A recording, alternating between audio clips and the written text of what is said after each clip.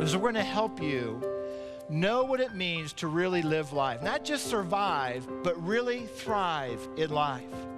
To get to that place that I call your max point.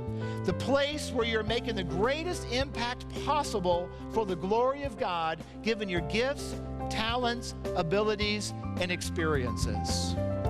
What really stuck out for me is knowing where I fit, knowing how I can be the most significant contribution to the team as a whole.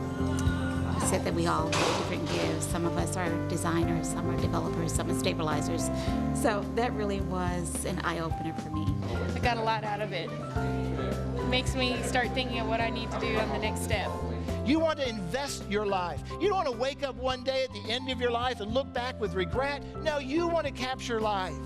You want to make life count every day that you have.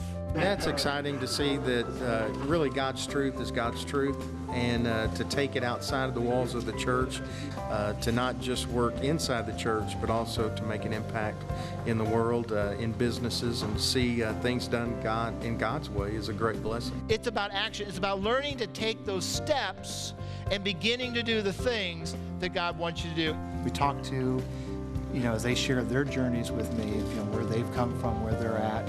And I hear this often. People say, boy, I can really relate to that.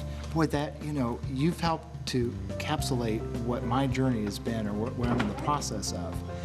And a lot of people just don't know how to put it in words. And so because of it, they don't know exactly what the next step is. But when they see it kind of laid out in that decision, discovery, deployment, destiny, it just snaps like, yeah, that's where I'm at. That's where I'm at. And oh, that's what that next step looks like.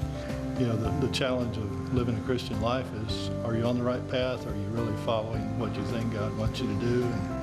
And are you really staying focused? And I think it gave a program that seemed to simplify trying to stay on that path, and at least identify things you can watch for to help you feel like you're getting on path and staying on path and trying to follow that objective. I saw this in the 5 different levels, and that really hit home, and just said, I got to use that.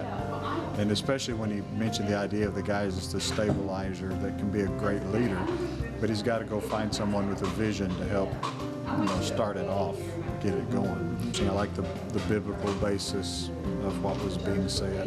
And until you really understand yourself and who you are, how you're made, what makes you tick, then you can build on that and you'll be a lot more effective. Because so many are wandering aimlessly with no definite major purpose. And Frank took us in baby steps on that journey to get to our destiny. God, I believe, wants to take us through in this journey to our max point.